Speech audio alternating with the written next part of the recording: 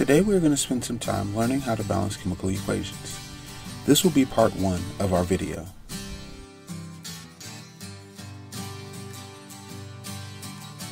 To start off, we'll look at the law of conservation of mass. As it states, mass cannot be created or destroyed in a chemical reaction.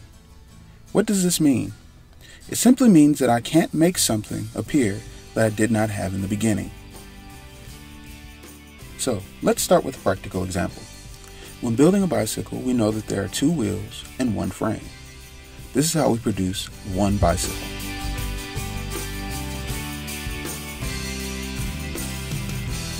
This means that I cannot start off with the same material and somehow come out with 2 bikes. The question would be, where did the other frame and tires come from?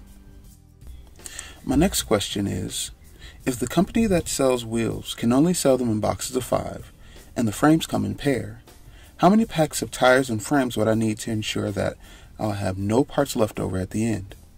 Also, how many bicycles will I make? Now, if you guess that you would need 2 boxes of wheels and 5 boxes of frames, and that you will produce 5 bicycles, you were right on the money. Now, how did you make this prediction? I bet you went back to the recipe. 2 wheels plus 1 frame equals 1 bicycle. Now we're going to take this and put it into a real-life chemical equation.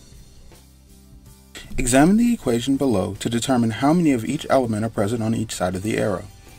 Make sure to note which types of elements that you're dealing with in each case.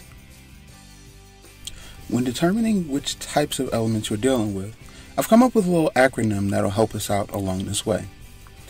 The acronym seen on screen is Penguins May Not Have Oreos.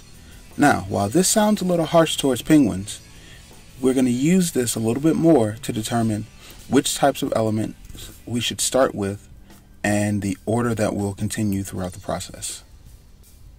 The true meaning of our acronym here is telling us the priority that we'll use when balancing equations.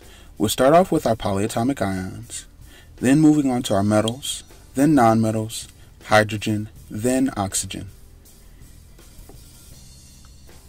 Now that we have our acronym and our priority, let's go ahead and look at our original problem. If we examine the problem, we notice that there is only 1 nitrate ion on the left side and 2 on the right. Because of this, we're going to add 1 to the left. Now, notice when I do this that I add the silver along with it. This is because that it was originally attached, the silver ion. So, we can't just add only the part we need, we have to add the entire piece. Now, once we do this, this balances out our nitrate ions. But now we've created a problem. Now there are 2 silver on the left and only 1 on the right. We'll do the same thing on the other side. We'll add a silver chloride, an AgCl, to the right hand side.